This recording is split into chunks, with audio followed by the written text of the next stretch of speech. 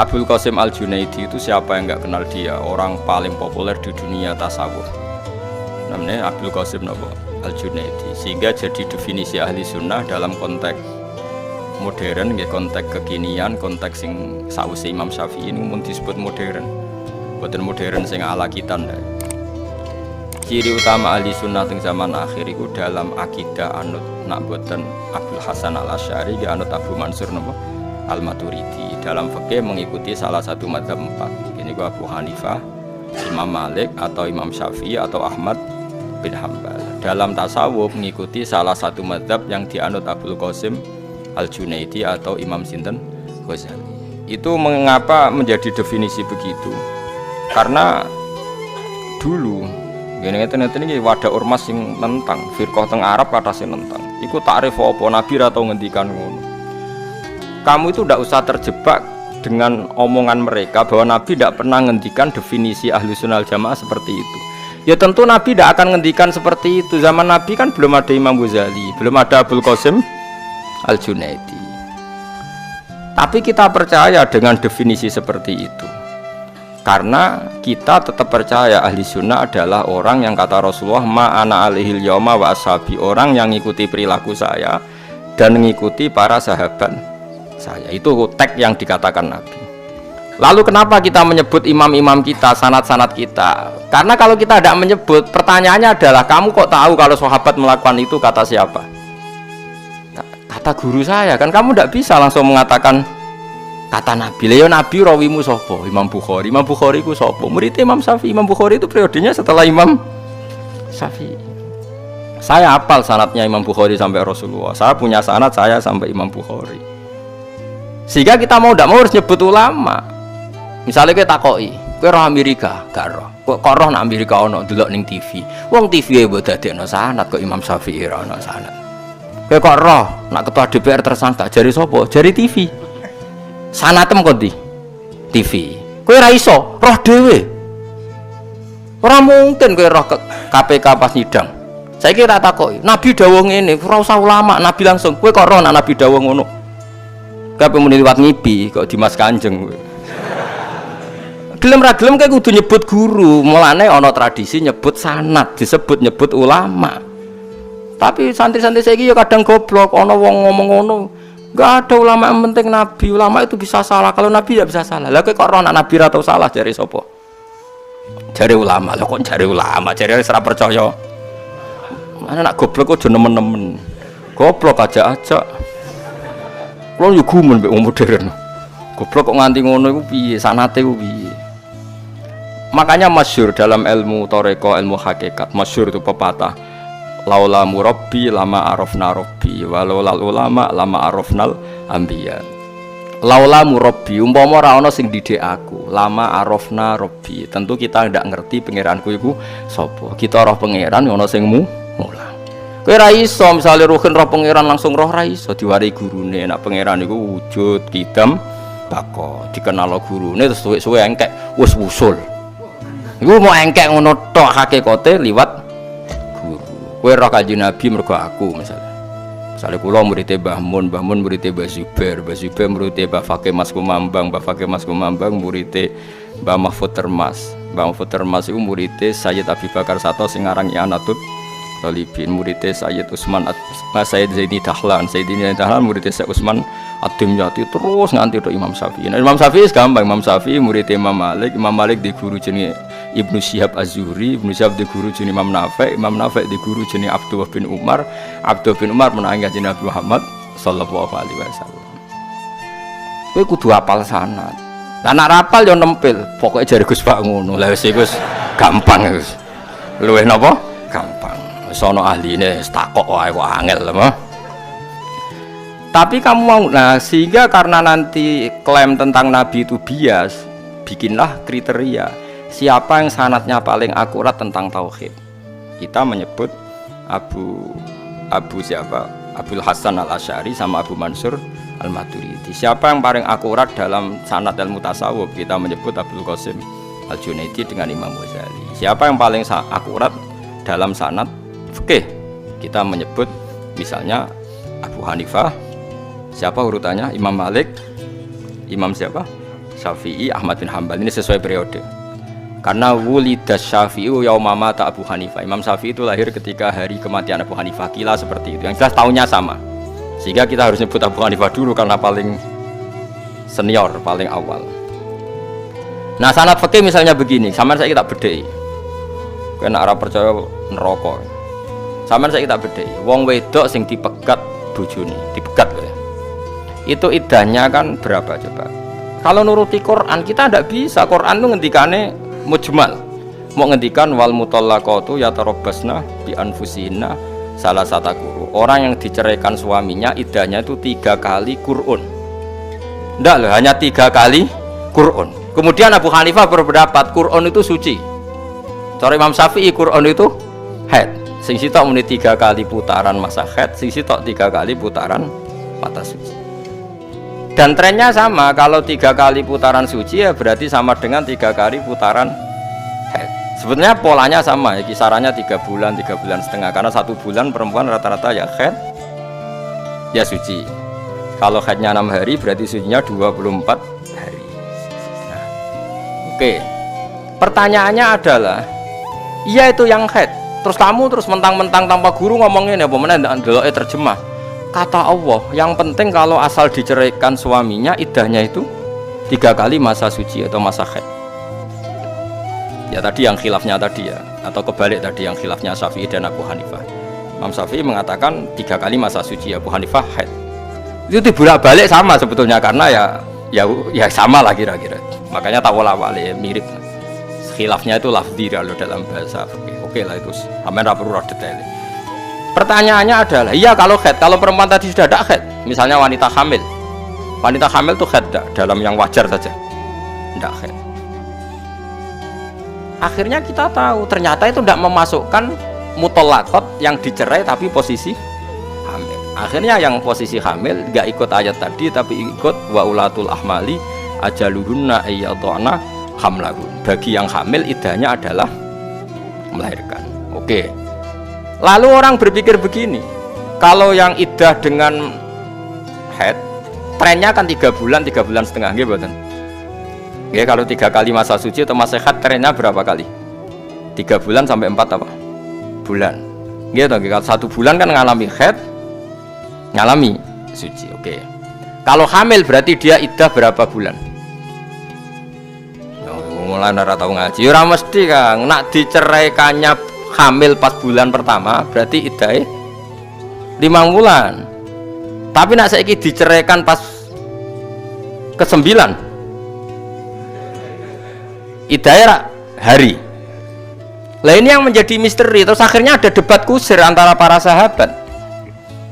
Ndak mungkin kalau dudono sanate itu Imam Syafi'i.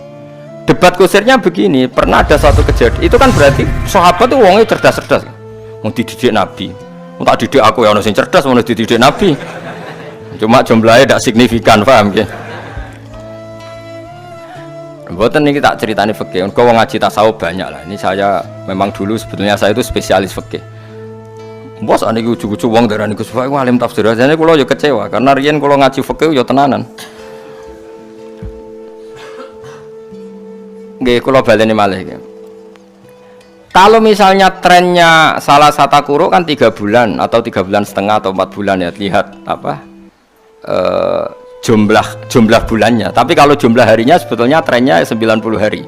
Tapi kalau jumlah bulannya bisa 4 bulan, bisa karena jumlah bulan tuh bodoni.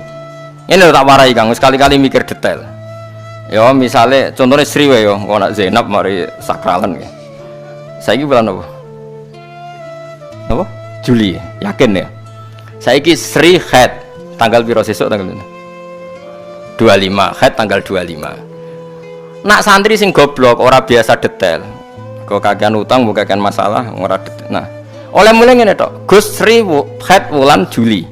Oke, haid wulan Juli. Berarti nak haid rata-rata kan 6 hari. Besok tanggal berapa? 25. Terus awal Agustus. Berjuli Agustus ya. Apa? Suci. Barang suci tanggal berapa? Kalau 6 hari berarti tanggal 2 lah, anggapnya tanggal 2 Agustus suci. Aqallut tuhri kan 15 hari. Berarti aqallut tuhri 15 hari Kalau 15 hari berarti tanggal 17 Agustus haid lagi. Tapi itu jarang terjadi karena rata-rata haid itu 6 hari, berarti aqallu tuhri rata-rata 24 hari. Coba sekarang kalau tanggal 2 apa tadi? Agustus dia suci ditambah 24. 26 baru haid lagi. 2 haid lagi Agustus, September baru tanggal 2 suci lagi. Berarti sudah berapa kali ngalami haid, suci, haid. Sudah ngalami berapa bulan tadi? Juli, Agustus, September. Terus kowe berhubung santri rapat kakean mikir, pokoknya 3 wulan niku wis 3 wulan mbahmu wong Juline entuk nguri. Paham tak maksud? Akhirnya kiai-kiai sing biasa cerdas kados kula melok goblok. Pokoknya edaw nak ra 3 wulan 4 wulan. Terus kadang ono kiai sing rada cerdas, sing tegas to Gus, maksude ku pirang? Ya nak wulanane ngono tapi nak dinane padha. Paham tak maksud? Paham iki maksud? Nak dihitung wulan ya mau mulai Juli, Agustus, September. Engko iso wae nganti Oktober. Terus wong muni patang sasi. Padahal hakikate Juli ne ngicipi kok guri, September ngicipi kok ngarep. Paham kalau maksud? Jadi jumlah harinya sama tapi jumlah bulannya dikatakan 3 bulan atau 4. Ayo mikir aja senengane dijajani swarga, paham ya? Nah, iku waktu gale kula ndek anak, kula nyontokno anak kula mergo sing roh kula tahqiq. Anak kula jenenge Hasan lahir 6 Desember 2006. Terus pas 2007 tanggal loro iku berarti lagi pirang dina umure? Lahir Desember tanggal 6.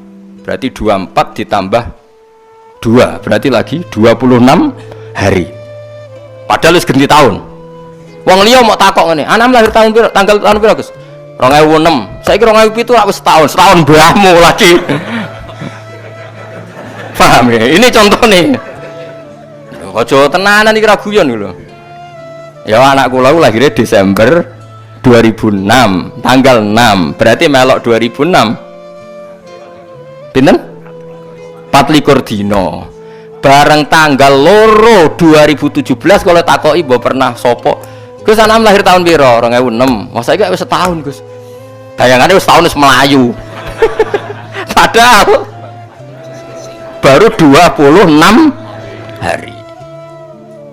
Aku bolak-balik dibantah kiai sing ora tau sinau. Gus salah satu kuru piro? Rata kuru 3 wulan. Pokoknya 3 wulan, 3 khitan, 3 suci. Lah ya iku piro, Gus? Ya 3 wulan, cek 4 wulan, cek 5 wulan wis kok ndelok tren. Sing tegas. Tegas mbahmu iki ra iso tegas, hukum ini iki ra iso tegas. Wong hitung-hitungane ra iso tegas kok kon. Tegas. Lah saiki nak khete malah nyakang, Sri khet itu tanggal 17 Juli. Mesti ngicipi Juli, ya ngicipi Agustus. Kok gurine ya ngicipi ngarep. Ngicipi guri. Malah angel meneh ngitunge. Iku nak taune jek padha. Lah nek dekne khete Desember tanggal 17.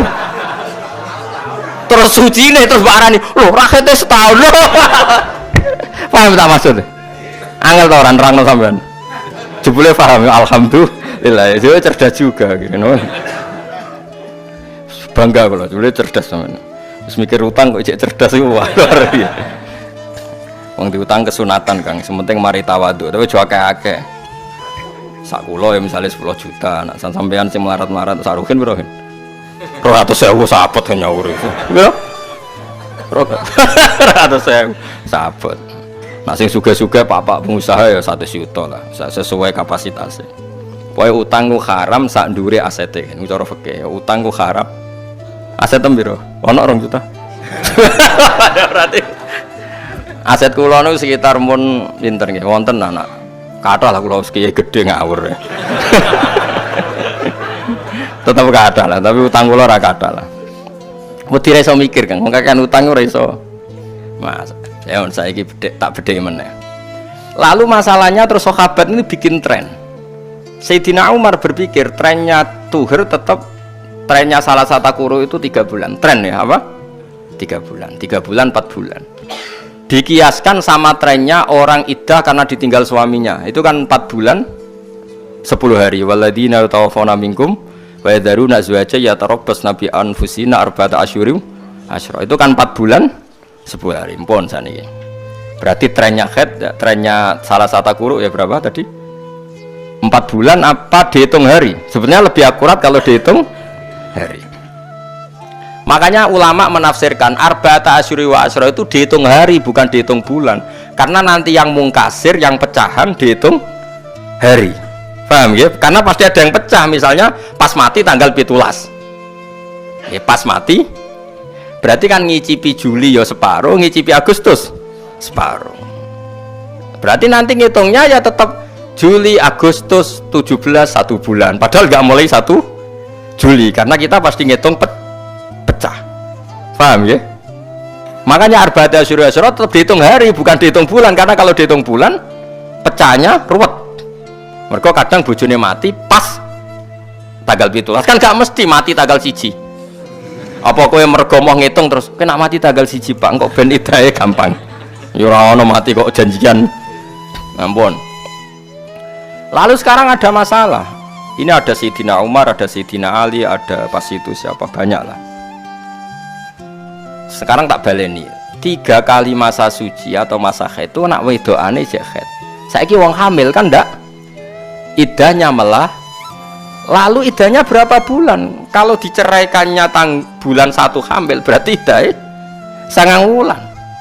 Masalahnya ada kejadian begini, Subai'ah al-Aslamiyah. Nggih jenenge Subai'ah al-Aslamiyah. Niku bojone mati kurang 16 dina nglahirno, kila 20 dina. Jadi bojone mati ya mati tenan. Mati tiu. Pas bar mati 16 dina, kila 20 dina Subai'ah nglahirno. Berarti dekne iddahe karena iddahe orang hamil melahirkan meskipun jumlah harinya tidak signifikan karena kila 16 hari kila 25 wes nglahirno tenan. Debat akhirnya ada Sayyidina Ali, ada Abu Hurairah, ada Sayyidina Umar debat. Separuh sahabat berpendapat iddahe digoleki nopo atwalal ajalen atau abadal ajalen. Digoleki tren paling panjang. Tren paling panjang adalah anggap saja tetap harus iddah 4 bulan 10 hari piye-piye ikut trennya iddahe wong sing ditinggal mati. Tren loh saya mengatakan. Tapi jari Sayyidina Umar ora iso piye-piye iki pas mati bojone statusnya hamil. Nah statusnya hamil yang mlebune ayat faidatuh napa wa ulatul ahmali ajaluhunna ayyadhna hamlahun. Jari Sayyidina Umar ora iso 4 bulan 10 hari tetep iddahe iku bareng lahirno selesai. Piye-piye dekne pas ditinggal mati sing lanang hamil, berarti nak hamil iddahe asal melahirkan selesai. Tapi jari sahabat sing separuh liyane, tapi wong lagi 16 dino. Allah pokoknya. Sayyidina Umar wonge kotok. Meneh nek 16 dino, mbok sing lanang rong dipendem wis oleh rabi najar Sayyidina Umar. Parah ya. Saking kotoke. Piye-piye wong kok edahe wa ulatul ahmali ajaluhunna ayyadhana hamlahun. Wes. Untung pas iku Rasulullah jek sugeng. Was berdebat gitu. Di saya ya biasa sahabat debat senajan tong kok ujung-ujungnya takok Kanjeng Nabi. Tapi ya bebo debat sih. Bareng Kanjeng Nabi rawuh takok ya napa kok geger diterangkan. Ternyata Nabi ngendikan Subai'ah itu sudah boleh nikah. Karena piye wae dengan definisi dia hamil iddahnya ya melahirkan. Ternyata meskipun baru 26 hari piye-piye pas mati sing lanang statusnya hamil. Nah kalau hamil berarti iddahnya melahirkan. Setelah melahirkan berarti iddahnya selesai. Jare Nabi Subai'ah nduk kena pen kawin ya ora apa-apa. Senajan to ya nekat masuk bareng lahirno sing lanang mati. Nah Subai'ah terkenal lengkek pancen. Wong iku critane sahabat protes mergo tinggal mati sing lanang bareng lahirno lagi 26 dina wis tata'arrodina lirijal jan dinyek kowe piye lagi lahirno pirang dina lagi mati kok wis engkek. Tata'arrodina lirijal bahasa Jawane kok wis kemenyek. Ngono cara Jawane. Tapi aku Sayyidina Umar kan ra iso basa Jawa dadi oleh mono oleh ngendikan tata'arrodina apa lirijal. Nah, oke, itu kalau pakai rasa kan enggak pas. Masa baru berapa tadi? 26 hari kok sudah iddahnya selesai. Padahal tren dalam iddah 3 bulan atau 4 bulan atau dalam mutawafan ala zaujuha 4 bulan 10 hari. Oke, itu dalam rasa. Rasa, paham mungkin ya? Problemnya rasa adalah goblok. Rungokno ya. Problemnya rasa itu adalah goblok. Kalau pakai akal ya benar tadi. Tak contohno selonton. Lane ngaji sekali ya mikir barang. Nak duwe ilang ya do mikir carane bisnis, so mikir detail. Carane ngakali mikir. Barang pas fikih gak iso napa? Mikir. Tawari carane mikir. Nak ra usah bodoni. Sing bener akal. Begini. Iddah itu disyariatkan adalah supaya tidak ada ikhtilafun nasab, tidak ada campur-campure nasab.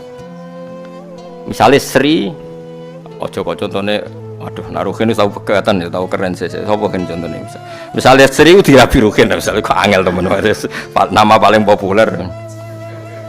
Ya, bareng dirabi Ruhin terus dipegat. Tani sawai bengi ku jadi jima, jenenge rukun. Isuk tukaran, dipegat. Mungkin gak kelakuan Ruhin ngono? Mungkin gak. Lah gak irungakno ae, iki hukum. Lah nyen contone ngono. Contone kudu nyebut jima, ini fikih harus innahu la yastahi napa? Minal haq. Wa wallahu la yastahi minal haq. Allah itu tidak malu kalau membicarakan barang apa? Hak. Bengi mbok jima kene. Wisuk tukaran. Lanangan keriting tok ora iso ngekeki blojo. Gayane ngiyai jebule ra entuk apa-apa. Kan dia dulu ketika cerai posisinya kiai kan, walhasil mangkel kan karena diungkit-ungkit kekiainannya. Terus muni tolak tuh kiai apa? Sudah kamu saya cerai. Ini kalau dalam fikih disebut tolaqa zaujatahu fi tuhrin jama'aha fihi. Dia menceraikan istrinya di kala suci yang pas suci itu di jima. Ini penting kata jama'aha fihi. Begini di jima esok dipegat. Karena apa? Kata jima ini kata kunci. Potensinya adalah spermanya Ruhin ada di perempuan tadi. Berarti potensi hamil atau potensi jadi anak. Potensi dadi ana cah kriting ning wetenge cah wedok mau. Ada benih, ya, ada benih kriting ndek gendut lah itu kan. Karena gennya seperti itu. Nah. Lalu ini kan disebut muthalaqah. Lalu kita sepakat perempuan ini disebut muthalaqah.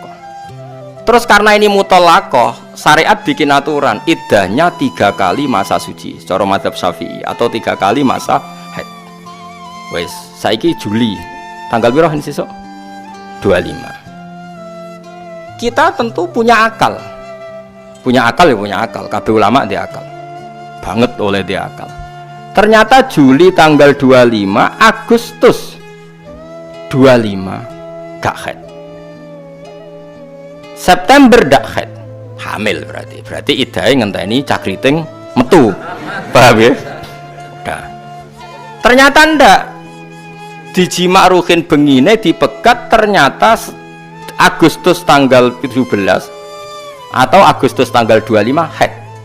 Kita tahu secara akal, secara medis nak haid berarti bukti enggak hamil. Oke, berarti kita yakin ndak hamil buktine haid. Berarti spermane Ruhin musnah jadi haid. Oke, tapi haid pertama ini cara syariat meragukan, jangan-jangan nyuwun sewu istikhadah atau kaget dipegat terus pendarahan. Paham ya? Mungkin enggak? Mungkin. Oke, akhirnya ditambahi 1 bulan lagi haid kedua. Bisa saja sampai haid ketiga. Ternyata haid sampai ketiga 1, 2, 3 sampai 3 bulan haid. Kita pastikan enggak hamil. Sehingga kalau dinikahi orang lain ada kepastian bayi keriting ra ono kok nak duwe anak yo anake zaud sani karena terbukti rahimnya bersih. Buktinya haid berkali-kali. Berarti bersih. Ora ono campuran nasab. Sehingga engko nak dirabi wong liya yo anake bojo kedua. Paham ya? Yakin ya? Berarti semangat iddah adalah memastikan rahimnya bersih. Nah kalau semangatnya seperti itu, saya tak takoki sampean. Wong sing ditinggal mati sing lanang, hamil 9 wulan. Wes sing lanang wis mati, urusan mbek mungkar nakir wis macem-macem. Sing wedok terus nglahirno. Kan enggak mungkin ono ikhtilatil ansab. Wong anake wis. Makanya hari itu juga jadi Sayyidina Umar meneh nek bojone dipendem. Mbok cek ning omah wis oleh kawin, mergo tetep ora terjadi ikhtilatil ansab. Lah iya bareng kelahiran pas misalnya terus dirabi Ruhin kan tetep wis anake Ruhin. Gak iso muni, kan iso wae manine sing wis mati dadi lho kek niku hamil berarti nasabe ya wis selesai. Karena ra ono mani susulan.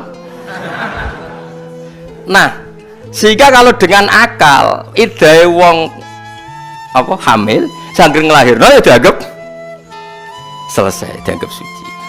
Paham sih kalau maksudnya? Mulane ngaji ku yo nganggo akal barang. Lah repote wong santri sing khusuk-khusuk ora seneng akal. Senengane nganggo rasa. Kok tega lagi tinggal mati terus rabi. Iki hukum ora kok tega-teganan, iki hukum. Pokoke hukume iddah wis bar. Lah rabi urusan masing-masing kok bakas rasa barang. Pangune mangan kuliner tapi ono rasa-rasanan. Urusan akal kok rasa-rasanan. Kadang wong yo pacuk. Nah, sebab itu cara hukum fikih, cara pangeran guys. Nak ana wong rabi kok orang dijima, terus pegatan. Ana iddah ta ora? Ora ana. Lah iya. Kowe iku idza nakahtumul mukminati tsumma talaqtumuhunna min qabli an tamassuhunna ya famalakum alaihinna min iddatin taduna. Nek ana wong mbok rabi ora mbok jima kok mbok pegat ya ora ana iddah. Lah gunane iddah nggo apa? Ora ana kemungkinan ikhtilatil ansab. Cuma nak sing rabi ruhin terus muni ngono kita ragu saja. Misalnya terus Gus, bojoku tak pegat tapi urung tak kumpuli. Lho sing percaya sapa? Lah ini sajane munggo tenan ra dikumpuli ora ana iddah, tapi sing percaya gundul ngene mesti. Kan? Tapi sajane alasan iddah ini ndak ada. Alasan iddah itu supaya enggak ada terjadi dua nasab. Sementara urung ana sperma kan urung dikumpuli. Tapi nak cara kula nggo ikhtiyat apa meneh rai-rai sing mesum ngoten niku. Iku kudune kowe kudu tetep iddah. Kan sing percaya sapa? Oh, gak mungkin cara wong Jawa ana kucing roh gerah kok gak dipangan. Probleme iku. Kowe yakin misale yo Ruhin ya rabi wong ayu terus muni, "Den wis tak pegat." Gak apa-apa kok rabi. Wong tak rasakno blas. Kowe percaya? Apa meneh wis 2 wulan. Wong suwengi aku ora percaya. Kecuali terus barakat dekne koma. Sadar terus megat. Paham ya? Nah, sekarang sampai tak bedheki. Ketika Imam Syafi'i ngendikan bahwa orang yang ditinggal mati suaminya iddahnya itu ndak 4 bulan 10 hari bagi yang hamil. Iku sanate ya tok Kanjeng Nabi. Mergo Kanjeng Nabi tau mutusno hukum itu pada Subai'ah al-Aslamiyah. Dadi kowe muni mazhab Syafi'i maknane ya mazhab sing disanadno tok Kanjeng Nabi. Terus akhirnya kita menyebut ngono iku mazhab Imam. Hakikate yo ora Imam Syafi'i mau nirokno apa sing diputusno Kanjeng Nabi ketika ngukumi Subai'ah al-Aslamiyah. Paham ya? Paham ya? Cuma kita kudu nyebut Imam Syafi'i mergo iku sing nerangno sanate, sing nerangno ilmu niki langsung nyebut Nabi. Malah aneh, kowe roh jari sapa? Kan malah jadi panjang. Makanya kita menyebut sebabnya dulu. Paham ya?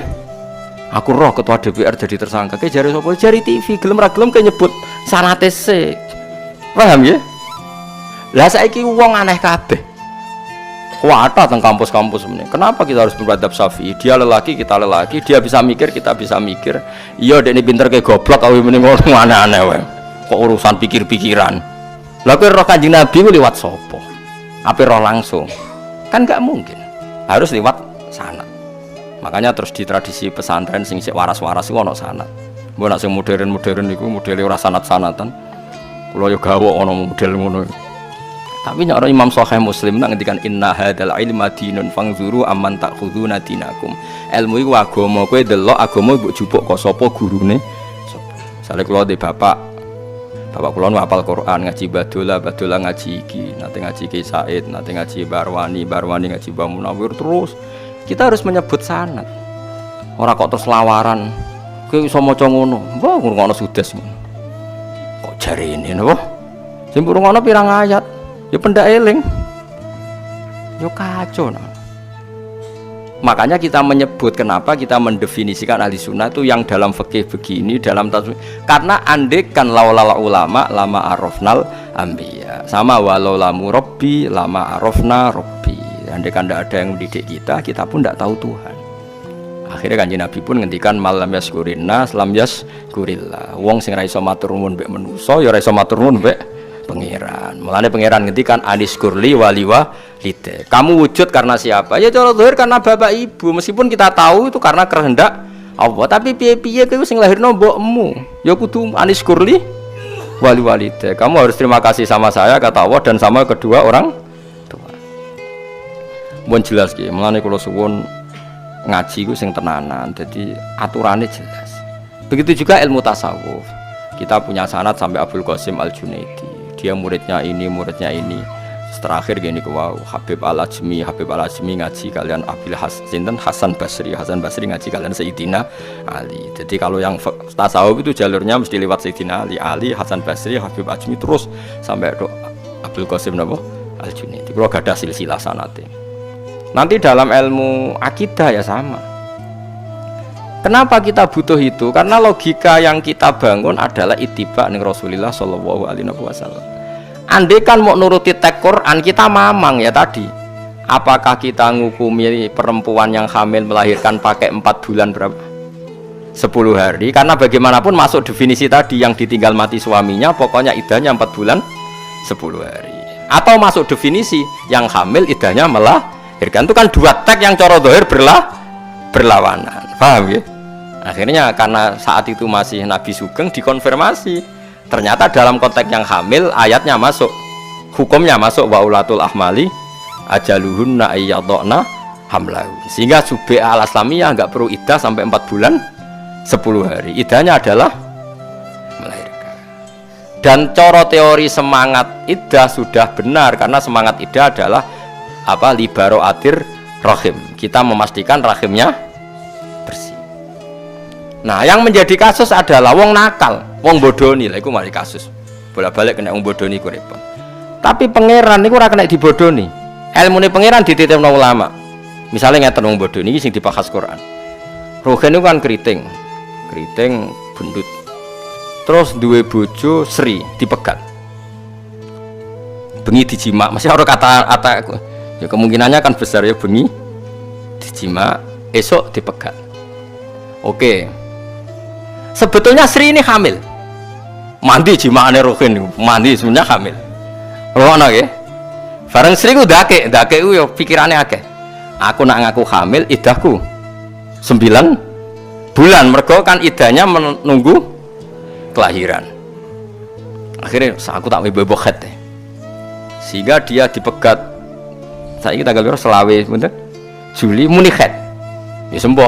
Sawulan berikutnya ibu-ibu celana dalamnya ono darai. Pokoknya muni khat. Mergo nak muni khat kan iddahe 3 kali masa suci. Trennya kan 3 kali masa apa? Suci. Audisi itu janggal. Karena kalau dia ngaku hamil kan iddahnya nunggu berapa? 9 bulan kan hamil pertama kan tadi. Bengi dijima, isuk dipegat. Pangeran gue pinter, ya nemen pinter ya. Kemungkinan itu tinggi sekali. Akhirnya pangeran gak keputusan ini. Iddah itu trennya tadi 3 kali masa suci kan trennya 3 bulan. Bodoni sakwulan ijek rong konangan. Mereka sakwulan hamil be ora rong pati ketara. Tapi pangeran gawe iddah trennya kan 4 bulan.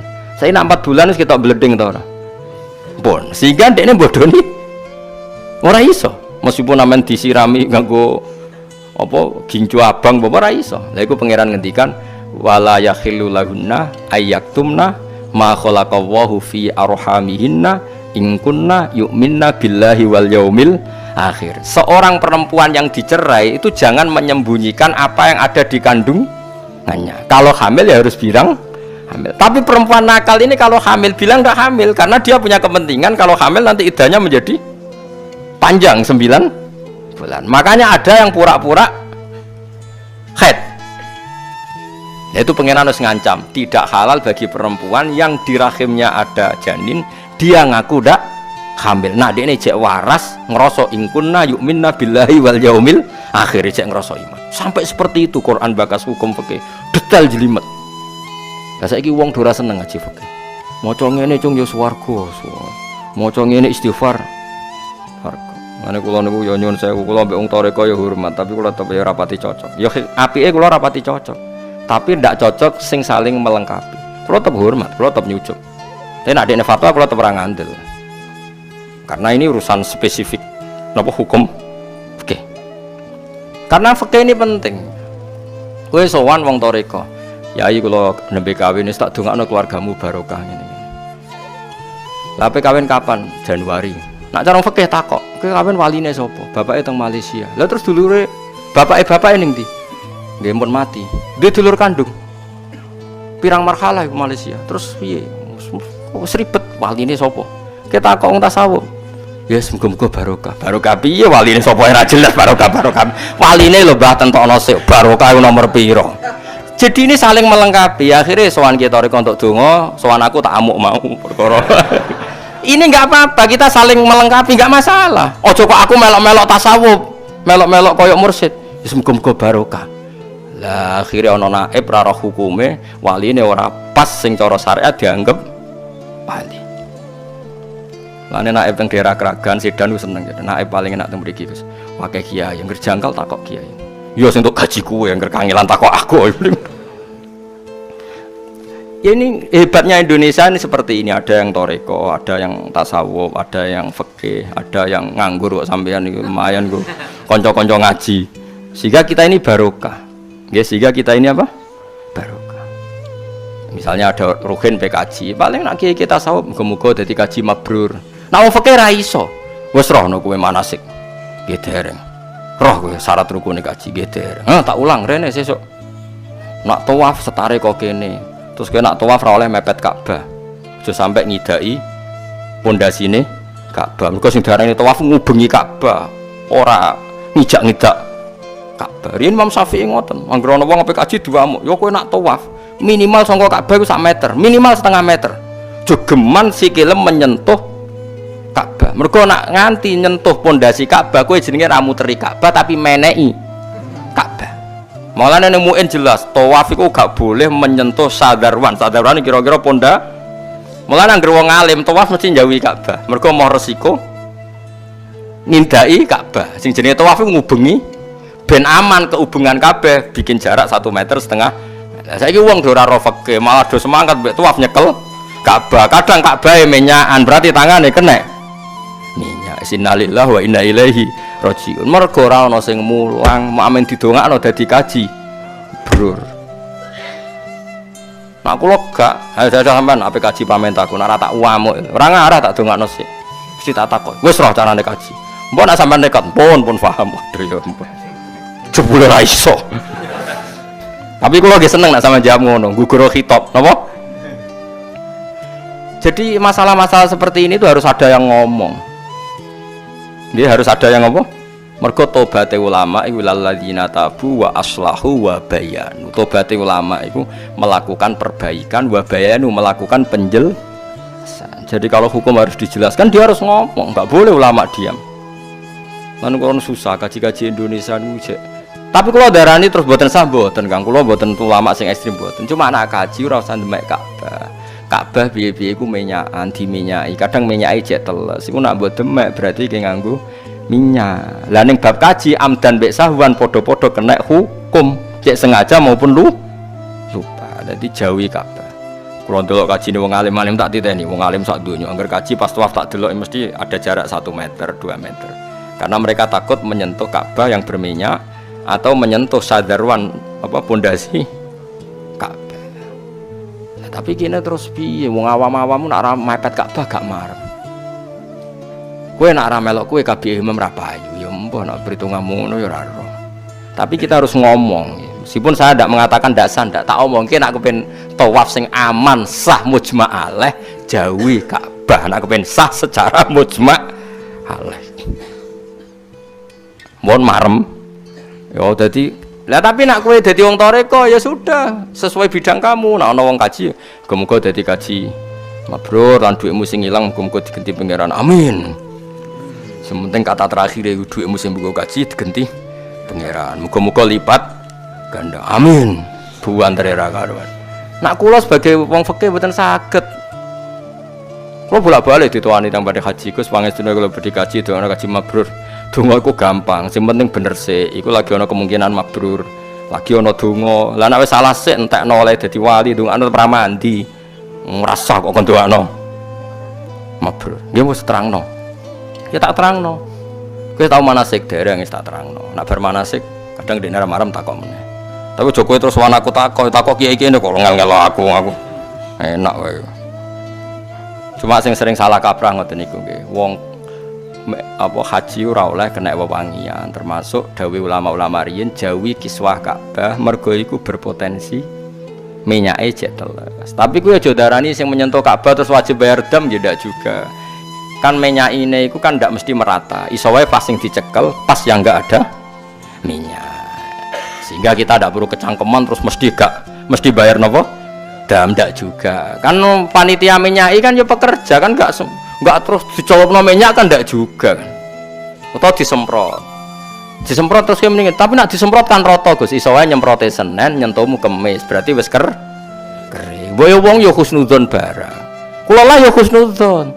Tapi saya pastikan kena kepengen aman jauhi menyentuh kiswah atau Ka'bah. Paham ya? Harus ada ulama yang ngomong gini terus. Wis ora populer lah. Kula ora kepen populer. Tapi nyatanya diangkat pangeran. Do ngandel nak mbek kula. Wong fatwane jelas, ngomongnya jelas, ilmune jelas. Senajan to cangkeme elek tapi kan jelas. Nah timbang sopan tapi jebule fatwane ora jelas. Gayane sopan jebule ndongakno wong kaji muga-muga engko dhuwit sing mbok kaji digenteni pangeran. Bedane apa, Mbak? Wa minan nasi maya terus wa ana sing muni rabbana atina fid dunya ya wa ma lahu fil akhirati min khala angger orientasine donya akhirate entek blas. Dadi ra oleh wong kaji kok mbok ndongakno sing terkait napa? Dunya. Jadi paham ya? Ini pun bersanad tok Kanjeng Nabi. Jadi Imam Syafi'i ngendikan ngene. Terus wong kok protes, ini fikih Kanjeng Nabi kok darani fikih Imam Syafi'i. Kita ini karena tahu itu lewat Imam Syafi'i. Andai kan Imam Syafi'i tidak punya guru Imam Malik, Imam Malik tidak punya guru Ibnu Syihab Az-Zuhri, Ibnu Syihab Az-Zuhri tidak punya guru Imam Nafi', Imam Nafi' tidak punya guru Abdullah bin Umar. Kita tidak pernah tahu apa yang diputuskan oleh Rasulullah Shallallahu Alaihi Wasallam. Sampai saat ini wae kula roh. Misalnya sanad kula dugi Sayyid Zabidi sing aran sarah napa? Ihya. Itu orang Indonesia dekat sekali. Karena misalnya tadi Mbah Mun itu ngaji sama Mbah Zubair ngaji sama Mbah Fakih Mas Kumambang Gresik. Tapi ketemunya di Mekah itu ngaji sama Mbah Mahfud Termas. Mbah Mahfud Termas yang terkenal itu ngaji sama abahnya jenis Ki Abdullah. Ki Abdullah ngaji sama abahnya sing alim alamah namanya Ki Abdul Manan. Ki Abdul Manan itu menangi sing aran Ihya Sayyid Murtadho Az-Zabidi. Mulane wong termasuk alim-alim wong sanate iku menangi sing aran napa Ithaf. Terus Mbah Munawir ketika di Mekah niku ngaji usul fikih kalian Mbah Mahfud. Mbah Mahfud kapundhut di putra Muhammad kecil di Mbah Munawir teng Jogja. Akhire ditokno betengan. Teng betengan Gus Muhammad di anak Gus Harir. Berarti Harir bin Muhammad bin Mahfud. Mulane sakniki silsilah dzurriyyah Mbah Mahfud teng pundi? Betengan. Terus Gus Harir di anak jenenge Muhammad Mahfud. Nah berarti Muhammad bin Mahfud bin Harir bin Muhammad bin Mahfud. Kita orang ini ben ngerti bahwa kita ini punya sanad. Nah sanad guru murid teng Sarang teng Lirboyo semuanya sanadnya sama. Karena misalnya Mbah Mun pernah ngaji Bakarim Lirboyo ngaji Basim Asari di Mekah ngaji Mbah Mahfud. Sawangane keng Jombang teng Mekah tapi ketemu wong Termas. Rupa-rupane sinten? Mbah Mahfud. Mulane pondok Lirboyo iku tetep matur nuwun mbek pondok Termas. Ketika Mbah Karim kurangan stok guru niku menurut guru saking putih Termas karena Termas lebih tua. Saiki wong do ora roh sanad. Kalau mereka manusia bisa berpikir, kita ya bisa berpikir. Ya tapi kono pikirane waras. Kowe ne rapati. Wong agama itu tidak bisa menurut pendapat Anda. Agama itu menurut pendapat sing digarisno Rasulullah. Itu berarti pendapat Anda bukan pendapat agama. Paham? Itu pendapat Anda bukan pendapat agama. Nah kalau nanti debat masalah faraid, menurut saya Pak, lelaki dan perempuan itu warisannya sama. Kenapa sih beda? Sama-sama anaknya, kenapa beda? Nah ya menurut Anda gak apa-apa. Saya kan bilang menurut Quran itu gak sama. Nah menurut Anda sama. Kan saya harus ikut Anda. Aku ora perlu bantah kowe yang pendapatnya malah ngarah dadi agama tak bantah lho apa. Nak menurut Quran didakain wisu hadil. Terus dia ngomong, tapi kalau menurut saya ndak, yang pengiran mbok saya indasmu ngono aneh-aneh kowe.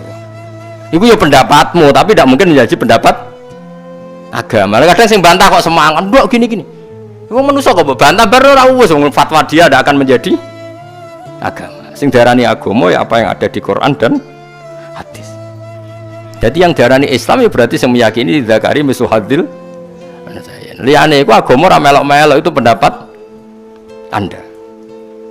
Paham ya kalau maksudnya? Jadi ora perlu dibantah, kamu ngono niku ora perlu dibantah. Mohon kelar niku ya. Jadi tak kenapa kita butuh bermadhab? Karena tadi ya, kalau baleni malih kok ide iki. Laulal ulama lama arafnal anbiya. Walau lamu rabbi lama arafna rabbi. Kalau tidak ada ulama, kita tidak kenal para anbiya. Kalau nggak ada yang mendidik kita tentang Allah, kita pun tidak kenal Allah. Walau lamu rabbi lama arafna rabbi. Artinya mau tidak mau kita harus menyebut guru, karena tanpa guru ini tidak bisa. Tentu guru yang bener, sing waras, sing jelas asal usulnya, jelas sanate. Tapi tidak kudu alim banget boten. Niku nak syaratnya ngono ya repot. Zaman akhir takdir ngalim boten kathah. Pun jelas. Salat. Mesti sebabnya dua. Satu tidak sholat, dua kebetulan itu tidak anak kamu. Kalau itu anak kamu pasti istighfar berhari-hari untuk dimaafkan Allah. Bukan maksud no. Tapi kalau orang lain pertanyaannya sebetulnya kamu benci itu karena tidak sholatnya apa karena plus dia tidak anak kamu. Nah inilah perbandingan bagi kita. Sebenarnya saat kita benci maksiat itu sebetulnya di hati kita itu tidak hanya maksiat, kita ada fairnya, plus itu ada orang yang terkait dengan kita. Terus kalau cerita kitab hikam niku dikarang oleh masyhure disebut Ibnu Athaillah As-Sakandari. Niku muridipun Abul Abbas Al-Mursi. Ya muridipun sinten Abul Abbas Al-Mursi. Abul Abbas niku murid saking Abil Hasan Asy'ari. Nah, ingkang menginspirasi perilaku ulama di Indonesia khususnya niku adalah tulisan-tulisan utawi madhab-madhab utawi pilihan-pilihan maslak thariqah ingkang dipegang kalian Abul Hasan sinten Asy'ari. Jadi niku nggih nguntungno tiyang Jepon. Madhab ini ora diunik. Terus di antara yang diceritakan Syaikhul Hasan Asy'adzili, nate suatu saat ada seorang wali, di mana-mana wali itu nggih selerane namung kepengen parak pangeran, mboten kepengen dosa. Singkat cerita si wali ini berdoa di multazam, tempat paling mustajab, ya Allah, takdirkan saya supaya saya tidak pernah dosa lagi. Jadi ndonga supaya ora iso dosa meneh. Iku jawabe pangeran, fa aina adau ghufrani. Wong iku nek ora dosa iku sifat ghafur ku ora nganggur. Ya Allah niku wis kadung di sifat ghafur, zat sing akeh napa ngapurane. Dadi umpama donya iku ora ana dosa, iku sifat ghafur ku terus piye? Lah niku sing dadekno tiyang boten terus seneng dosa niku boten, tapi seneng arep-arep rahmati Allah Subhanahu wa taala meskipun keadaannya nate napa dosa. Kemudian tuh jadi madhab yang membedakan ahli sunnah dan tidak ahli sunnah. Kamane jadi gerakan ekstrim. Ini ku ahli sunnah ciri khasnya niku mbok wong tahu dosa kaya apa tetap dianggap Islam. Ada kelompok ekstrim khawarij sing darani wong nak dosa niku berarti wis napa ka. Jadi itu efeknya luar biasa dari madhab-madhab itu. Lalu kenapa madhab Abul Hasan Asy'adzili yang kita pilih? Karena kalau orang Islam kamu kafirkan, niku mboten ketemu, cara akal niku mboten ketemu. Nggih cara berpikir kita, masyhur Abul Hasan Asy'adzili ngendikan, wong iku nak kafir mulai cilik nganti 70 tahun. Kalau baleni malih tiyang kafir cilik ngantos 70 tahun. Itu kan menjadi mukmin itu hanya dengan melafadzkan apa? Syahadat la ilaha illallah Muhammadur Rasulullah. Niku hadhil kalimah satu ini. Kalimat syahadah niku saged ngilangi kekafiran 70 tahun. Artinya kalimat ini adalah kalimatun kholafi hal kafiru al islam atau kalimatun soro bihal kafiru musliman. Jadi ngaji rilek ini tanamkan di hati. Ini adalah kalimat yang orang kafir saja menjadi muslim, hanya sekali dilafadzkan. Masa lalu dengan kalimat yang sama tiang muslim menjadi kafir. Ini pun buatan ketemu akal. Makanya madhab takfiri, madhab gampang mengkafirkan orang itu jelas madhab yang enggak ada rujukannya sama sekali, enggak ada pegangan ilmiahnya sama sekali. Wong kafir wae dadi Islam, mosok wong Islam dadi kafir. Mau perkara tahlilan ning kuburan. Gara-gara tahlilannya nyekel patok dianggap napa? Kafir. Mergo dianggap njaluk napa? Jaluk bae, jaluk. Mulane dawuh Said Muhammad masyhur itu diterjemah di seluruh bahasa di dunia. Wong-wong sing ngafirno iku mbok yo sekali-kali nginceng iku ngrungokno. Lho kula nu sampean tahlil iku yo ora seneng. Kadang sing tahlil iku yo rada kurang ajar. Kula niku yang ben nak mati, nak sing tahlil nang Jepang niku ora seneng. Mergo yo rada sombong lah wong tahlil iku yo kadang rada sombong. Misale ngaten, kula kiyaine jenengan. Dongane ngene, ya Allah, ini guru saya. Ingkana muhsinan fazid fi ihsani. Kalau dia baik itu ya tambahlah kebaikannya. Mosok murid muni gurune baik itu kalau itu kan ngenyak uang. Kene soleh-soleh permanen dianggap napa. Jadi dungane itu ngeper ingkana muhsinan fazid fisa. Wa ingkana musian fatajawaz anhu. Misalnya kalau dia orang buruk, kalau beliau orang buruk yang kau maafkan. Maka orang-orang di luar sana yang mengatakan andekan tahlil itu baik pasti dilakukan sahabat, itu logika yang keliru. Sahabat gak mungkin kan nahlili Kanjeng Nabi ngendikan ingkana musinan sido kafir ngoten ki mboten. Lah wong Kanjeng Nabi kok apike di ngendikano ingkana ini kok kafir. Wong Nabi kok ingkana andai.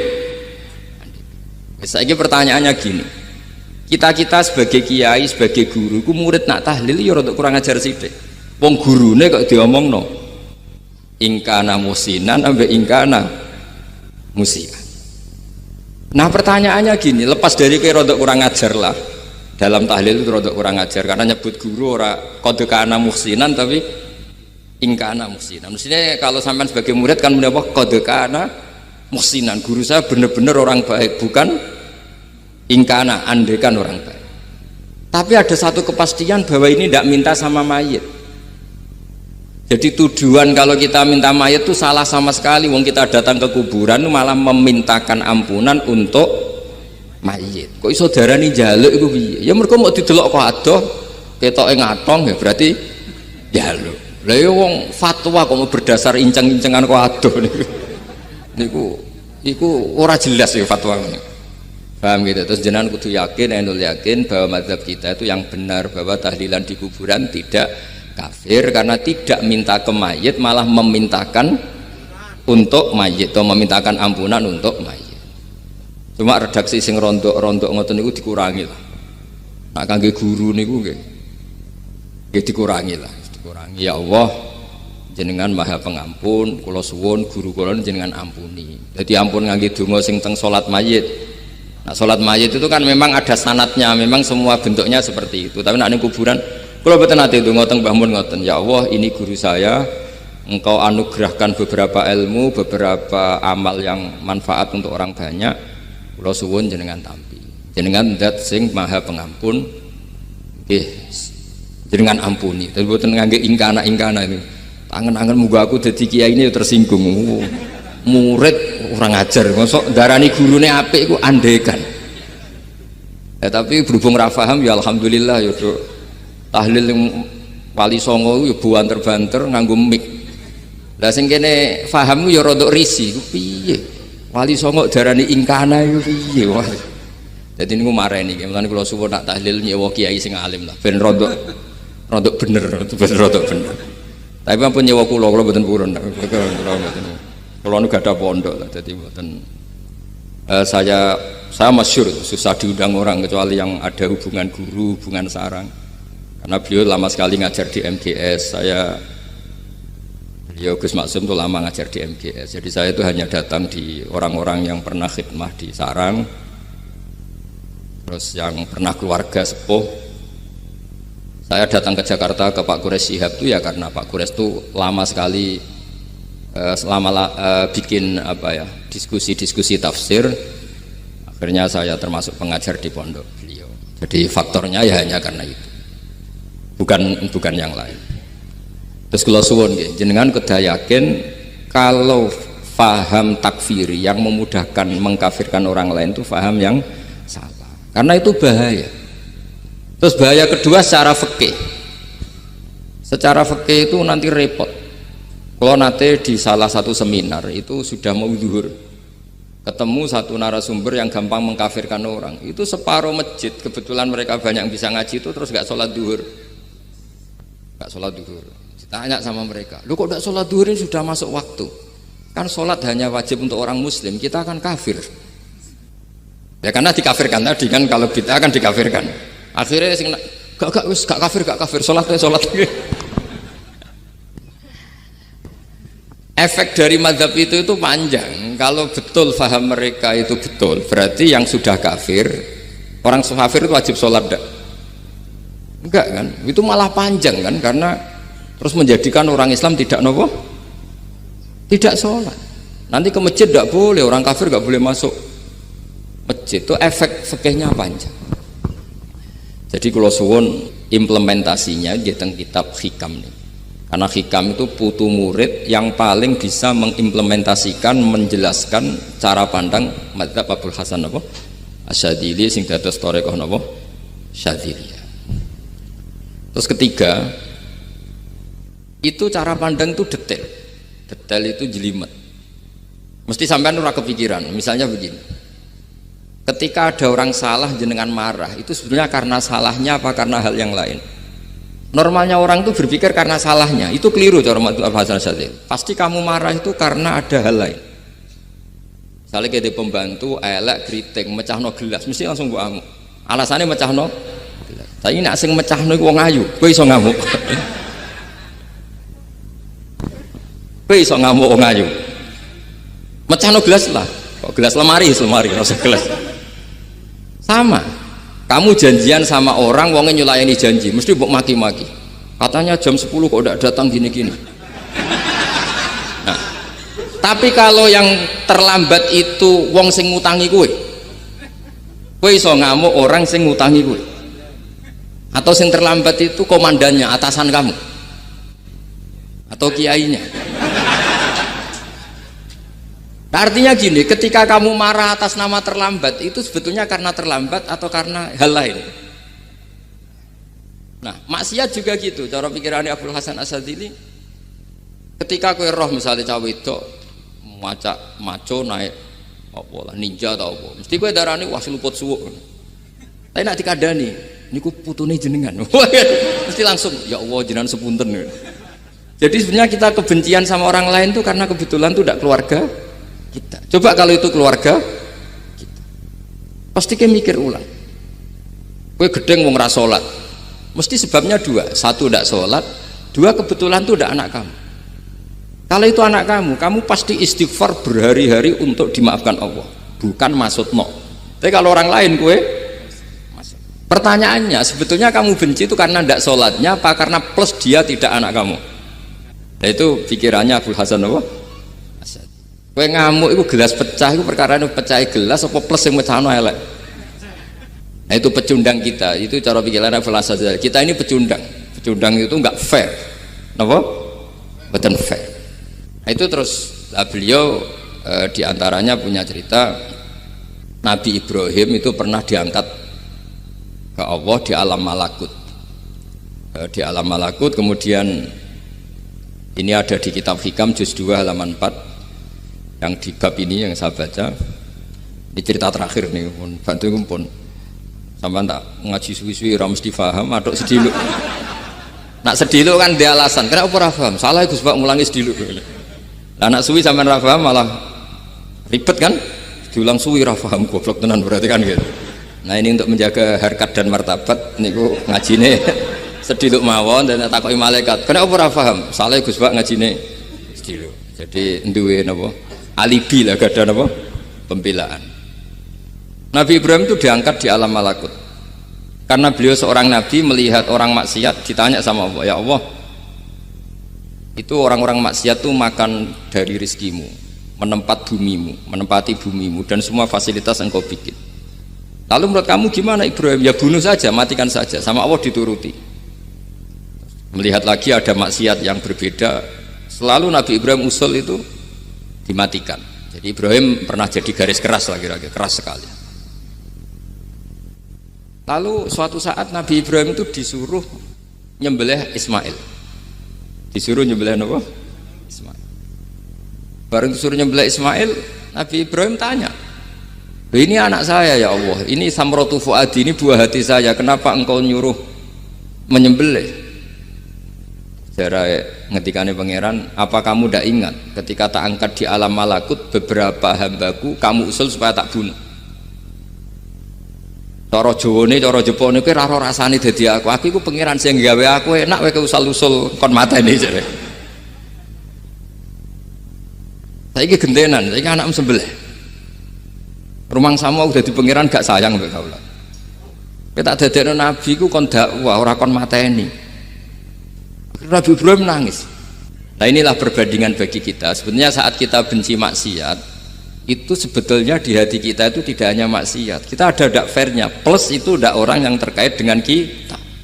Jika misalnya mau wangkel, misalnya penyanyi sing piye mau wangkel. Suatu saat penyanyi ku WA ku, masa yo gelem dadi bojomu, ilang mangkelmu. Jadi pecundang, kita ini sebenarnya pecundang. Nah, syukur-syukur memang makom kamu sudah tinggi. Memang benar-benar benci karena maksiat, paribasane wayu gelembok rapi tetap mangkel. Tapi saya tidak yakin soleh-soleh seperti ini imannya sampai seperti itu tidak yakin. Dan saya kalau yakin begitu berarti keyakinan salah itu salah dan bodoh itu, karena itu nggak terbukti. Makanya ini kitab baru kalian, kitab hikam, karena ini acara ngaji hikam kula waos. Sedikit mawon kula waos ini jawabannya Nabi Ibrahim ketika disuruh nyembelih Ismail teng halaman 4 juz 2. Allahumma hadza waladi wa samratu fuadi wa ahabbun nasi ilayya fasami aqailan yaqul ama tadhkurul lailah allati sa'alta fiha ihlaka abdi awama ta'lamu anni rahimun bi ibadi kama anta syaqiqun biwaladik. Jadi Ibrahim, anak kamu sembelih. Kata Ibrahim, ini nggak mungkin Gusti, ini buah hati saya, kenapa engkau minta ini tak sembelih? Apa kamu tidak ingat pernah mengusulkan saya menghabisi sekian hamba saya? Kalau kamu bisa sayang anak kamu, saya juga sayang hamba-hamba kue enak we. Mikir. Jadi makanya kalau suwon kita ini hidup harus insaf. Nak kira dia duit, iku yo mangkal tenan, loro tenan. Terus bojomu mbok kon sabar pas kue ra ngekeki duit, iku yo ora fair. Wis ben-ben ngamuk. Satu, kelihatan cerdas. Memang kondisi nggak punya uang itu harus ditanggapi dengan marah. Masa diapresiasi? Pinter mas, gue saya sudah dua zuhud. Wah ya ribet kan. Was jos mas sampean. Saya kira di duit sampean sudah wong zuhud, wong waro. Tapi udah mati bareng saya kira. Jadi sebetulnya Allah bikin emosi itu, andaikan boleh dibahasakan, wis dipikir. Walau la dafwahin nasa ba'dhum bi ba'd la fasadatil ardh. Jadi bumi ini sebaiknya itu diisi dengan sekian perbedaan. Tapi tidak konflik, perbedaan dengan konflik itu beda. Saya ulang lagi, bumi ini sebaiknya diisi dari sekian apa? Perbedaan, karena justru itu bagus. Saya itu berkali-kali bilang, andaikan tidak ada pikiran kedua, ini dunia ini sudah rusak. Harus ada pikiran kedua. Misalnya ono wong kok terlalu apik mbek kanca, mesti bojone sambat. Wong gak men ngopi mbek kancane, ra tau ngapi mbek bojone. Tapi kalau ngopi mbek bojone terus, mesti kancane sing sambat. Wah, jok rabi lali kanca. Ribet. Manusa itu ribet. Kados kula dugi mriki ini hormat Gus Maksum. Nggih mungkin untuk ganjaran. Tapi untuk dosa sithik-sithik ninggal pondok. Jadi ya sudah. Ya mau ndak mau, karena memang hidup itu ndak banyak pilihan. Ada orang sering ibadah di masjid, sholat, itu ya bagus. Tapi dia pasti tidak baik dalam sistem sosial. Umpama wong soleh kabeh ning masjid, itu dunia akeh sing mati. Karena tidak ada tim SAR paling murah. Loh iya kan, wong kecelakaan, itu penolong pertama itu orang yang di masjid apa sing tukang ning dalan-dalan. Artinya sing ning masjid iktikaf mesti ra duwe ganjaran nulung wong kecelakaan. Artinya ada kebaikan yang pasti nggak bisa dilakukan orang yang sedang di masjid. Andaikan yang di jalan tuh orang-orang soleh itu waduhnya sebaldatun thayyibatu warabun ghafur. Loh ya betul, Nabi pernah ditanya sahabat, ya Rasulullah kita ini senengane ngegeng di jalan. Ya kata Nabi, ya sudah nggak apa-apa, asal a'tut thoriq haqqaha, ya kamu memberi haknya jalan. Apa itu? Amar ma'ruf nahi. Kalau yang di perapatan wong soleh kabeh sing beda wedok ya isin. Mergo sering perapatan wong soleh kabeh. Nah, masalah iki ra soleh kabeh, kemari ribet kan gak soleh kabeh. Jadi sebetulnya Indonesia itu aman kalau yang di jalan tuh soleh Semua, karena perempuan lewat gak diganggu, ada copet gak berani, semuanya aman. Maka di Islam itu menyebut kebaikan itu jumlahnya banyak sekali. Tidak bisa kamu wah hebat-hebatnya wong sing ning masjid terus, tidak bisa seperti itu. Andai kan semua orang di masjid, nah ono kecelakaan pertama yang nolong siapa? Nah ono wong goleki alamat tuh takok sapa wong kabeh ning jero masjid. Ribet kan? Nah, makanya ini Quran bikin aturan wala taq'udu bikulli siratin tu'iduna wa tasudduna an sabilillah. Yang enggak boleh itu duduk di jalan sambil mengganggu atau mengancam hal-hal yang baik. Tapi kalau duduk di jalan justru membantu hal-hal yang baik, maka ini disyariatkan oleh Islam. Jadi ini kita harus mulai mikir ya. Jadi walhasil ngendikane kitab Hikam, bayangkan yang maksiat itu anak kamu, istri kamu. Pilihan kamu itu memaafkan dan minta dimaafkan oleh Allah. Tapi ketika orang lain kamu minta supaya dilaknati Allah, ini tidak fair. Jika kita diajari guru-guru kalau minta ampun ighfirli wali walidayya wali jami'il muslimina wal muslimat, masih dikata wali jami'il muslimina wal muslimat wal mu'minina wal mu'minat. Itu filosofi yang luar biasa, kata jami, semuanya ya Allah engkau maafkan. Bukan keluarga saya tok, siapapun yang berkontribusi terhadap Islam ini engkau maafkan. Begitu juga di muqaddimah khutbah kula suwun harus ditradisikan wala alihi wa sahbihi ajmain. Kata ajmain ini kata pembeda. Mungkin orang baca hanya rutin, tapi kita yang nekuni ilmu, ajmain ini kata kunci. Fa inna ahla syiah akramu sahabiyan wa ahanu sahabiyan akhir. Jadi tradisi madhab syiah itu apa? Ada sahabat yang begitu dimulia-muliakan berlebihan kayak Sayyidina Ali, dan ada yang dihinakan kayak Abu Bakar dan Umar. Lalu pembedanya dengan ahli sunnah apa? Kita menghormati sahabat wa sahbihi ajmain. Jadi hadhil kalimah kalimatun fariqah. Ini kalimah pembeda. Jadi ajmain buatan kalimah rutin terus ono jimati ono kasiate ini buatan. Kita maklumatkan ke seluruh dunia bahwa madhab ahli sunnah ditandai dengan wa ala alihi wa sahbihi ajmain. Mengenai dawe Basim wa nukrimu ahlal bait wa nukrimu jami'a ashab Rasulillah sallallahu alaihi wasallam. Jadi wa nukrimu jami'a ashabi Rasulillah sallallahu alaihi wasallam. Ciri utama madhab ahli sunnah apa? Menghormati keluarganya Nabi dan menghormati seluruh, ada kalimat apa? Seluruh sahabat. Jadi kata ajma'in itu kalimatun fariqah atau kalimatul fasl, kalimat yang membedakan mana madhab syiah dan madhab ahli sunnah apa? Itu kalau jenengan ngaji teng Gus Maksum napa teng Haji Maksum, di antara madhabnya sinten Nabi Ibrahim yang diceritakan Abul Hasan apa? Asyadili, kebencian kepada maksiat, kita semua pasti benci maksiat. Tapi gak fair kan, yang satu kamu laknati, yang satu kamu doakan. Ujung-ujungnya apa?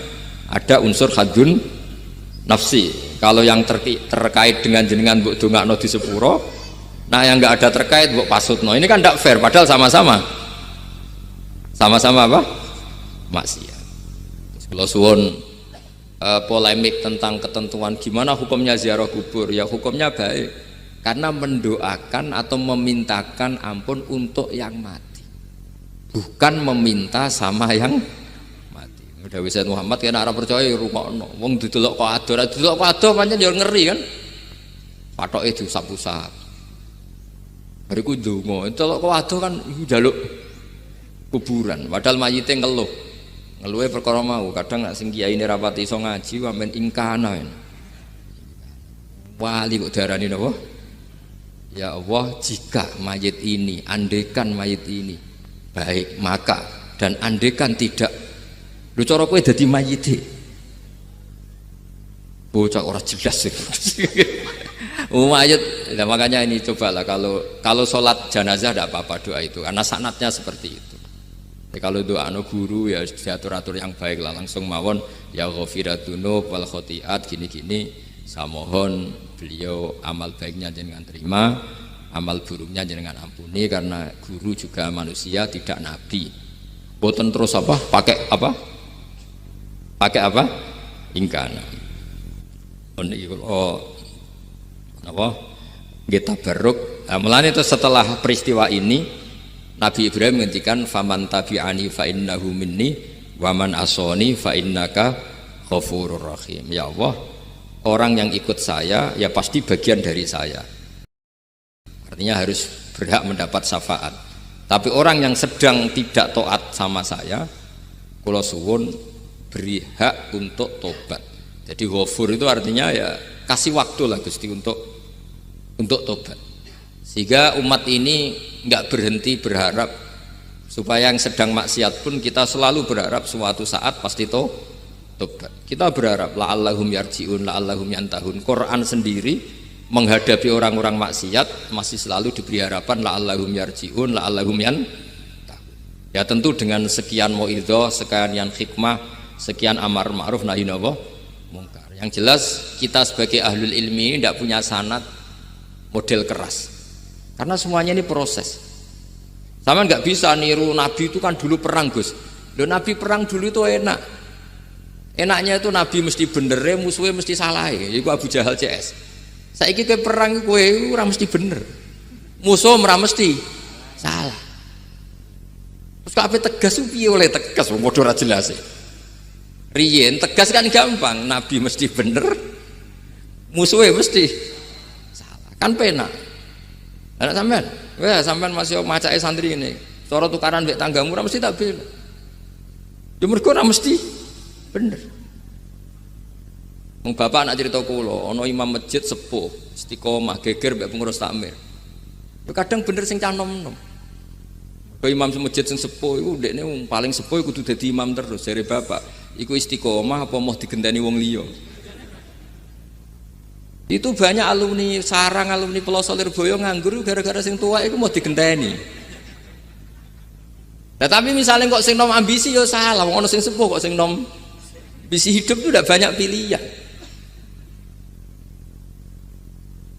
Artinya gini loh, di wilayah istihad, di wilayah mikir itu potensi salah itu ada. Ya wow, kena abot keluargamu mesti sering ninggal bojo. Nah abot bojo mesti mengabaikan ibu kamu, saudara kamu. Nah ngono sing imbang Gus. Rai-rai pas-pasan wangel imbang. Ndak segampang itu ngelola keseimbangan itu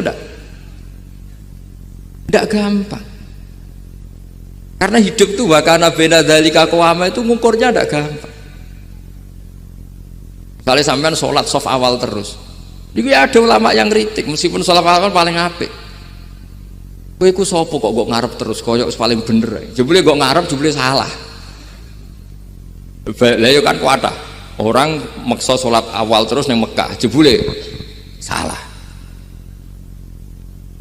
Jadi ono juga wali yang kalau sholat tuh nggak gurih, ditakoki, kenapa kowe sering nggak gurih? Aku iku isin. Madhep pangeran kok hebat wae kok ngarep. Banyak juga cara pandang ini karena wilayah istihad. Napa wilayah napa? Wilayah istihad itu kayak iya kayak enggak. Makanya dalam masa misalnya gini contoh paling gampang. Kalau ada boto gaweane wong Rembang cek wong Blora, itu kan sering kena teletong dan teletong itu jadi materinya. Ono sapi ngising ning kono dibaro terus diolah jadi boto. Terus kemudian boto ini jadi masjid. Itu najis apa enggak? Najis kan karena disuci enggak bisa, materinya najis. Itu hanya boleh di mazhab Abu Hanifah. Mazhab Abu Hanifah itu mengatakan alatut tadhir itu 3, air, turab, debu dan anar, api. Alasannya mazhab Abu Hanifah, orang mukmin yang dosanya banyak itu disucikan dengan api neraka. Berarti api itu min alatit tadhir.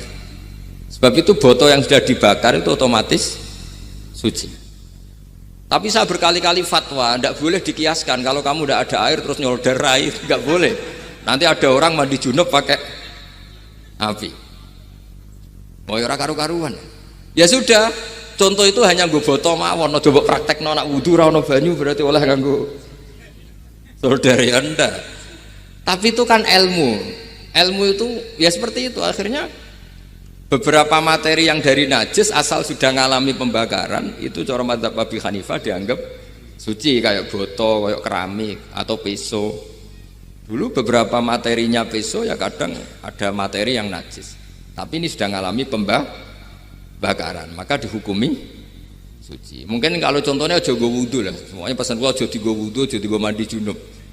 Misalnya iwak itu kalau besar cara Syekh Nawawi Banten itu tae cek dianggap najis karena bentuknya besar. Intikal madzhab Abu Hanifah pun digoreng pun kena api, pun dibakar pun kena api. Jadi berarti pun apa? Suci. Nah itu jenenge madzhab. Jadi madzhab itu orang itu berpikir kemudian kayak iya kayak enggak. Makanya terus ada apa? Ijtihad. Nah, makanya dalam ranah ijtihad itu orang nggak boleh saling menyalahkan, ya sudah itu sama-sama mungkin. Makanya kalau dalam ilmu usul fikih disebutkan ra'yuna shawabun yahtamilul khata' wa ra'yuka khata'un yahtamilus shawab. Pendapat saya itu benar tapi yang mungkin salah, pendapat Anda salah tapi juga mungkin benar. Ini yang menjadikan ahli sunnah wal jamaah itu fleksibel. Fleksibel itu rileks. Karena di luar masalah usuluddin, masalah tauhid, itu ya mesti begitu. Sampean sering silaturahim ning kanca-kanca ning dulur-dulur. Apik. Tapi takokno bojomu, wong kok amen rahim jam 09.00 wae wong kerja. Maksudnya piye? Ini kan makanya terus ada orang cara mencintai Nabi itu enggak pernah sowan. Ditanya, "Loh kamu itu mencintai Nabi kok enggak pernah sowan?" Ya karena kalau saya sowan ganggu Nabi dong. Nabi kan punya anak, punya keluarga. Kalau nemuin saya kan artinya enggak ngurusi anak istrinya. Dan itu menurut saya benar. Saya termasuk kiai yang jenis itu. Makanya kalau kamu sering sowan saya itu enggak tak biji bagus, itu enggak bagus. Itu pasti ganggu. Tapi misalnya seneng kok rasuan ya lucu, wong seneng kok ora tau sowan. Sampean milih ndi coba? Ini kan lucu kan? Lho sowan tuh mesti ganggu apa enggak? Ya. Tapi seneng kok ora tau sowan ya lucu kan? Nah itu ijtihad. Maksudnya ijtihad itu ya ada sahabat yang seneng Nabi itu enggak pernah sowan. Ya hanya datang ke masjidnya ikut jamaah, tapi enggak pernah sowan. Ada lagi sahabat yang kalau disuruh coba wajahnya Nabi itu kayak apa, saya nggak pernah melihat. Padahal bertahun-tahun jadi sahabat. Karena ijlalan lahu, saya sangat menghormati beliau sehingga saya merasa nggak berani melihat wajah. Tapi banyak juga sahabat yang detail mensifati beliau, sampai hajibnya tahu, syaribnya tahu, semuanya tahu. Saking mencintainya, aku nak roh Nabi seneng delok. Sama-sama seneng, tapi cara mengimplementasikan, nah itu wilayah-wilayah napa? Jadi kalau suwun terbiasalah dengan beda pendapat, dengan biasa mawon. Dan itu kita dilatih. Makanya wonten makalah masyhur ikhtilaful a'immah napa? Rahmah. Atau sebagian disebut ikhtilafu ummati rahmah. Umatku yang berbeda-beda. Beda itu bukan konflik loh ya. Beda pandang, beda sudut materi atau metode atau maslak. Niku semuanya asal ikhlas dan berbasis ilmu niku kabeh napa roh